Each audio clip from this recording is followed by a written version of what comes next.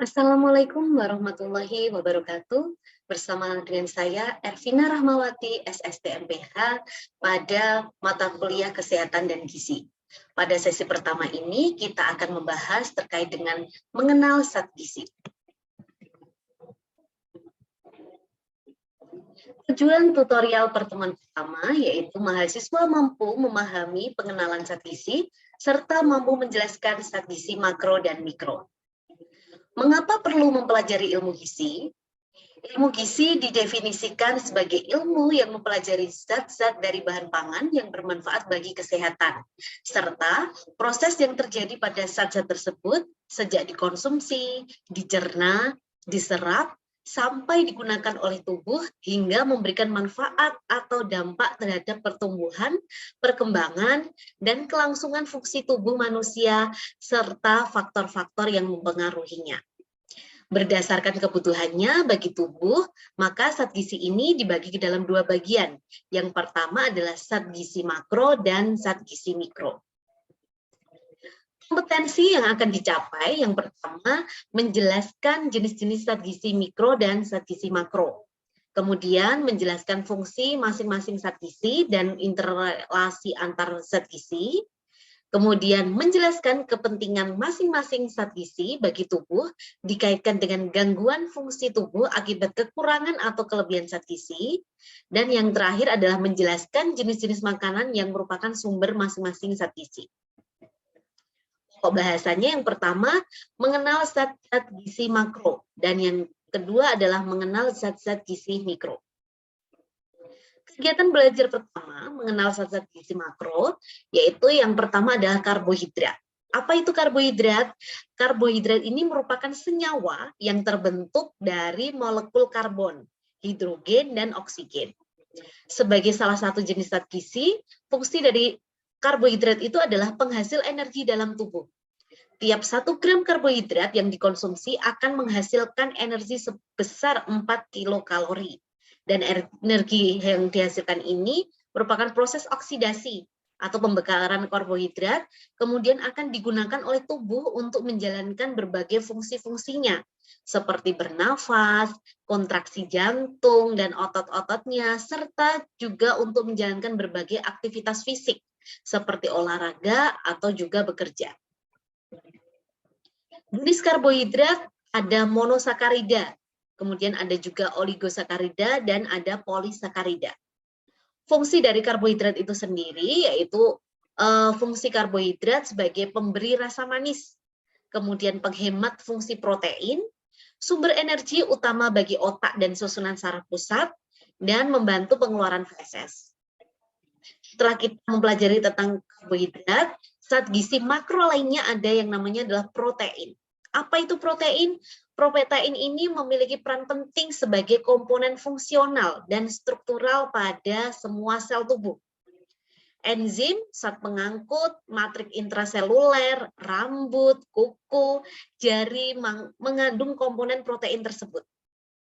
Protein memiliki fungsi khas yang tidak bisa digantikan oleh zat gizi lain, yaitu sebagai zat pembangun dan pemelihara sel-sel jaringan tubuh. Jadi sangat-sangat bermanfaat sekali bagi tubuh kita. Asam amino sebagai komponen penyusun dari protein tersebut. Nah, asam amino ini merupakan kesatuan gugus yang mengandung satu gugus asam atau karboksil COOH, satu gugus basa amino NH2, satu gugus radikal R, serta satu atom hidrogen yaitu H. Klasifikasi asam amino menurut kemampuan sintesis tubuh, jadi ada asam amino esensial dan ada asam amino non esensial. Yang asam amino esensial ini ada yang namanya arginin, fenilalanin, histidin, isoleusin, dan seterusnya, ada sekitar 10 ini. Kemudian ada juga asam amino non esensial. Nah, ini ada alanin, asparagin, asam aspartat, asam glutamat, dan lain-lain sebagainya. Klasifikasi asam amino berdasarkan rantai samping gugus R. Yang pertama golongan dengan gugus R netral, yaitu ada alanin, isoleusin, leusin, prolin, dan valin. Dengan gugus R polar tetapi tidak bermuatan, itu ada glisin, asparagin, sistein, metionin, glutamin, serin, dan treonin. Kemudian golongan dengan gugus R bermuatan negatif ada asam aspartat dan asam glutamat. Kalau golongan gugus R bermuatan positif ada lisin, arginin, dan histidin. Sedangkan untuk gugus aromatik ada yang namanya fenilalanin, tirosin, dan triptofan. Klasifikasi protein. Jadi protein ini ada yang berdasarkan struktur susunan molekul. Kemudian ada yang klasifikasi berdasarkan adanya senyawa lain. Kemudian ada juga klasifikasi yang berdasarkan kualitas dari gizinya. Fungsi dari protein yang pertama adalah pertumbuhan dan pemeliharaan. Pemeliharaan sel-sel dalam tubuh kita. Kemudian berperan dalam berbagai sekresi tubuh. Mengatur keseimbangan air, mengatur netralitas jaringan tubuh, membantu pembentukan antibodi, berperan dalam transport zat gizi dan sebagai sumber energi. Lipida ini adalah didefinisikan sebagai zat atau molekul yang tidak larut dalam air, tetapi larut dalam pelarut organik seperti alkohol dan kloroform. Di dalam tubuh kita, lipida ini tersebar dalam aneka bentuk, baik bentuk tunggal seperti lemak dan kolesterol, ataupun dalam bentuk terikat seperti fosfolipid, lipoprotein, dan glikolipid. Jadi nama lain lipida ini adalah biasanya kita kenal sebagai lemak.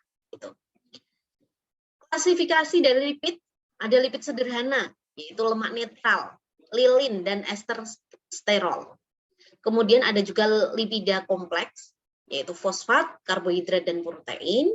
Ada lipida turunan, yaitu asam lemak, steroid, dan lain-lain, termasuk karotenoid, vitamin A, vitamin E, dan vitamin K. Apa fungsi lemak? Fungsi lemak ini yang pertama adalah sebagai sumber energi, kemudian juga sebagai pembawa vitamin yang larut ke dalam lemak, sebagai sumber asam lemak esensial, sebagai pelindung bagian tubuh yang penting, memberi rasa kenyang dan kelezatan pada makanan, penghemat protein, dan memelihara suhu tubuh. Setelah kita mempelajari kegiatan belajar 1 tadi tentang zat-zat gizi makro, sekarang kita mempelajari zat-zat gizi mikro. Apa itu? Yaitu merupakan jenis zat gizi yang dibutuhkan tubuh dalam jumlah kecil, yaitu kurang dari 100 mg per hari. Zat gizi mikro ini tetap memiliki fungsi yang signifikan bagi tubuh, walaupun jumlahnya hanya sedikit dalam tubuh kita. Zat ini termasuk kelompok gizi mikro, yaitu ada vitamin dan mineral. Vitamin, kita biasa kenal dengan sebutan ADEK, yaitu vitamin A, D, E, dan K. Vitamin A pastinya bagus untuk mata atau penglihatan. Kekurangan vitamin A bisa menyebabkan rabun senja seperti lagu anak-anak kita dulu, kurang vitamin A, kau buta senja. Nah, seperti itu. Kemudian ada serosis pada kornea dan kebutaan. Vitamin A pada pangan hewani merupakan bentuk aktif. Jadi banyak yang ditemukan pada hati, minyak ikan, susu, mentega, dan telur. Pangan nabati ini merupakan provitamin A, terdapat pada buah-buahan biasanya yang berwarna jingga seperti wortel, tomat, ada juga pada semangka, ubi, jalar, kemudian bayam, dan daun singkong. Setelah kita mempelajari vitamin A, kemudian D, AD. Vitamin D ini dapat disintesis dalam tubuh dengan adanya sinar ultraviolet. Biasanya bayi untuk mendapatkan sinar vitamin D dijemur di sinar matahari pagi, dia mendapatkan vitamin D secara alami. Vitamin D ini berfungsi dalam memineralisasi tulang, yaitu dengan cara merangsang sintesis protein, pengikat kalsium dan fosfor pada mukosa usus halus. Kekurangan vitamin D akan menyebabkan riketsia pada anak-anak dan osteomalasia pada orang dewasa. Sumber vitamin D ini bisa berasal dari pangan hewani seperti minyak hati ikan, kuning, telur, dan mentega. Pada bayi biasanya vitamin D ini bisa memecah yang namanya bilirubin sehingga mencegah kuning atau ikterik pada bayi. Selanjutnya vitamin E. Fungsi utama vitamin E ini adalah sebagai antioksidan, jadi bagus sekali untuk tubuh kita biar dapat menetralkan racun-racun dalam tubuh. Jadi vitamin E ini berada dalam lapisan fosfolipida, membran sel, dan berperan dalam melindungi asam lemak, tidak jenuh ganda, sebagai komponen utama membran sel dari serangan oksidasi radikal bebas. Vitamin E banyak terdapat pada minyak tumbuhan, buah-buahan, dan sayuran. Selanjutnya ada yang namanya vitamin K. Jadi tadi ada A, D, E, dan sekarang adalah K. Apa itu vitamin K?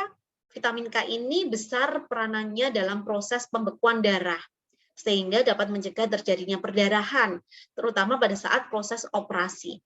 Kalau pada bayi, biasanya bayi baru lahir langsung disuntik vitamin K. Kenapa? Untuk mencegah perdarahan otak, utamanya pada bayi-bayi yang melalui persalinan secara normal, karena terjadi tekanan di dalam kepalanya terhadap rongga panggul, maka untuk mencegah terjadinya perdarahan otak, biasanya bayi diberikan suntikan vitamin K1. Kekurangan vitamin K ini menjadikan proses koagulasi darah atau pembekuan darah ini akan terhambat akibat terhambatnya produksi protombin. Pangan sebagai sumber vitamin K adalah ada hati, kuning telur, sayuran hijau seperti bayam, kubis, atau kol, dan bunga kol. Vitamin yang larut dalam air apa saja? Ada vitamin C. Nah, vitamin C ini berfungsi sebagai koenzim dan antioksidan, sintesis kolagen. Nah, makanya biasanya kalau ingin kulitnya elastis, biasanya banyak yang pengen mengkonsumsi vitamin C. Berperan dalam absorpsi dan metabolisme besi, jadi sangat bagus untuk penyerapan zat besi. Makanya pada ibu hamil biasanya kalau untuk mencegah anemia dianjurkan untuk meminum tablet Fe atau tablet tambah darah atau zat besi, dan diiringi dengan mengkonsumsi vitamin C atau dengan air jeruk. Nah, itu untuk mempercepat penyerapan atau absorpsi dari zat besi tersebut. Dan juga untuk mempercepat absorpsi dari kalsium, jadi bagus juga. Defisiensi atau kekurangan vitamin C ini dapat menyebabkan timbulnya skorbut yang ditandai dengan lelah, lemah, nafas pendek, kejang otot, kurang nafsu makan, kulit kering, perdarahan gusi, serta rambut rontok. Pangan yang sumber vitamin C umumnya ini berasal dari panganan nabati seperti ada jeruk, nanas, rambutan, jambu biji itu juga bagus vitamin C-nya. Kemudian ada pepaya, tomat, daun singkong, daun katuk itu juga bagus, dan daun pepaya. Selanjutnya yang vitamin larut dalam air ada vitamin B. Ini adalah merupakan suatu kompleks vitamin terdiri dari 10 faktor yang memiliki fungsi saling berkaitan dan banyak ditemukan pada bahan makanan yang hampir sama. Jadi vitamin B kompleks terdiri dari tiamin, riboflavin, niacin, folat, asam pantotenat, dan piridoksin. Mineral makro, ini ada kalsium. Kalsium itu pastinya bagus untuk tulang dan gigi ya. Jadi kekurangan kalsium maka pertumbuhannya akan terhambat. Seperti tulangnya kurang kuat, mudah bengkok dan rapuh. Kalsium banyak terdapat pada susu dan produk susu lainnya seperti keju, es krim, yogurt, kemudian ikan yang dimakan dengan tulangnya, jadi ikan kering atau ikan yang bandeng pesto itu kan ada tulangnya tuh. Jadi lebih lunak, jadi bagus juga untuk kalsiumnya. Fosfor. Nah, fosfor ini juga merupakan mineral yang berperan dalam kalsifikasi tulang dan gigi, serta berperan penting dalam reaksi metabolisme penghasil energi, yaitu dalam bentuk adenin trifosfat atau ATP. Pangan sebagai sumber fosfor ini ada daging, ikan, telur, susu, dan kacang-kacangan.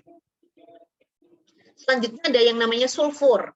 Mineral sulfur ini merupakan komponen semua jaringan tubuh, terutama jaringan yang tinggi protein, keratin kulit, otot, rambut, dan kuku. Sulfur ini erat kaitannya dengan fungsi protein karena sulfur merupakan penyusun asam amino esensial dan enzim. Pangan yang mengandung sulfur umumnya yang merupakan sumber dari fosfor, jadi sama dengan fosfor tadi. Selanjutnya ada magnesium. Magnesium adalah mineral yang banyak terdapat pada cairan tubuh intraseluler bersama dengan vitamin K. Magnesium berfungsi dalam mengaktifkan enzim-enzim tubuh untuk konversi karbohidrat, protein, lemak untuk menjadi energi. Defisiensi atau kekurangan magnesium mempengaruhi semua jaringan tubuh. Jadi ini juga penting untuk dikonsumsi. Sedangkan untuk mineral mikro apa saja? Aduh, tadi udah saya sebutkan ya, saya sedikit bahas terkait dengan zat besi atau Fe. Zat besi ini besar peranannya dalam pembentukan hemoglobin yang bertugas mengangkut oksigen ke sel-sel tubuh. Kalau kurang bagaimana? Kalau kurang maka hemoglobinnya juga kurang dan berakibat anemia. Kalau anemia bagaimana? Maka oksigen yang ada di sel-sel tubuh kita akan berkurang. Kalau pada ibu hamil bisa menyebabkan lemes, lesu, kemudian gangguan pada pertumbuhan janin. Janinnya kecil, kemudian lahir prematur, bahkan pada saat bersalin bisa menyebabkan bayinya, ibunya perdarahan. Gitu. Pada anak bagaimana? Kalau pada anak yang mengalami anemia, anaknya menjadi susah untuk berpikir, dalam artian belajarnya menjadi susah, gampang ngantukkan, kemudian tidak hilang konsentrasi, dan berbagai pengaruh buruk lainnya. Kekurangan zat besi akan menyebabkan anemia, yaitu pengikisan simpanan Fe tubuh, sehingga akibat menyebabkan kadar hemoglobin menurun tadi. Seng merupakan bagian dari banyak jenis enzim berperan dalam fungsi imunitas atau kekebalan tubuh, serta fungsi kerja hormon insulin dalam pankreas. Kekurangan seng akan mengganggu pertumbuhan dan sintesis kolagen, sehingga kulit menjadi kering, serta menghambat kematangan seks pada pria. Seng banyak ditemukan pada makanan dengan sumber protein, karena seng ini juga berikatan dengan asam amino, peptida, dan asam nukleat. Selanjutnya ada mineral yang bernama yodium. Ini dengan hormon tiroid, yodium berfungsi dalam mengatur suhu tubuh. Jadi laju pelepasan selama metabolisme basal, pertumbuhan dan perkembangan sistem syaraf, pertumbuhan linear, dan pembentukan panas tubuh. Kekurangan yodium dapat mengakibatkan gondok atau penyakit gondok ya, yaitu pembesaran kelenjar tiroid yang ada di sini, kemudian kretinisme atau kerdil, yaitu hambatan pertumbuhan fisik dan mental pada anak terutama. Kemudian apa saja sih sumber yodium yang dapat dikonsumsi sehingga anak tidak tumbuh menjadi kerdil atau kretinisme? Maka ibu-ibu itu harus sering-sering memberikan anak makanan dengan kadar yodium yang tinggi seperti garam beryodium, serta pangan laut dan produk unggas. Jangan sampai memberikan anak makanan dengan garam yang tidak beryodium, jadi harus yang beryodium. Sekian materi dari saya, semoga bermanfaat. Sampai ketemu pada materi-materi selanjutnya. Terima kasih. Wassalamualaikum warahmatullahi wabarakatuh.